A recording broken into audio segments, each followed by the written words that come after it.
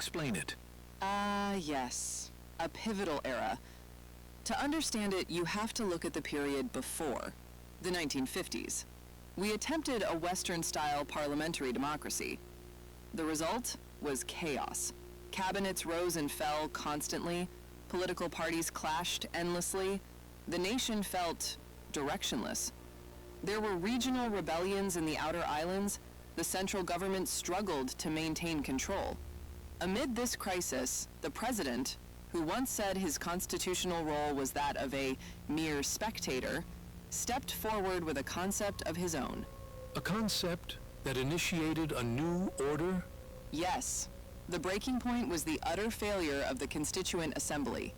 It was elected to draft a new constitution, but became deadlocked, ideologies clashing endlessly. In 1959, the president, backed by the army, issued a presidential decree. It dissolved the assembly and restored the 1945 Constitution. That marked the beginning of guided democracy. Power returned firmly to the president.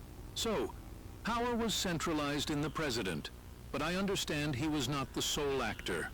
That era was a stage. 3 actors: the president, the army, and the Communist Party. The president was the balancer. He relied on the army for control, but he also protected and empowered the communists as a counterforce. To keep this balance, he declared an ideological unity: nationalism, religion, and communism.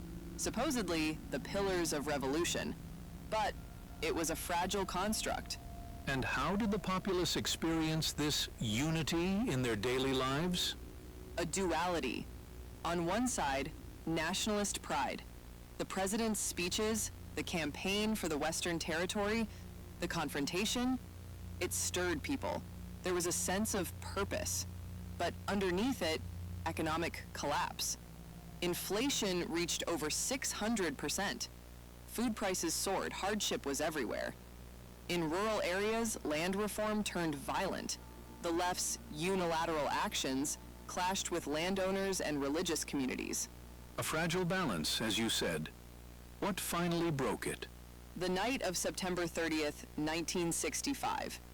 The 30th of September movement. A group of junior officers abducted and killed 6 army generals. They claimed to protect the president from a secret coup by a council of generals. And the aftermath? Chaos. A power vacuum. A major general, untouched by the purge, took swift control. The army launched a propaganda storm. The Communist Party entirely. That was the end of guided democracy. The president's influence crumbled. A new regime was on the rise. This account you've provided, is it considered controversial? Not all. The early part, Parliament's collapse, the president's rise, that's official history. But the September 30th movement, that's different. Still sensitive, still debated, still mysterious.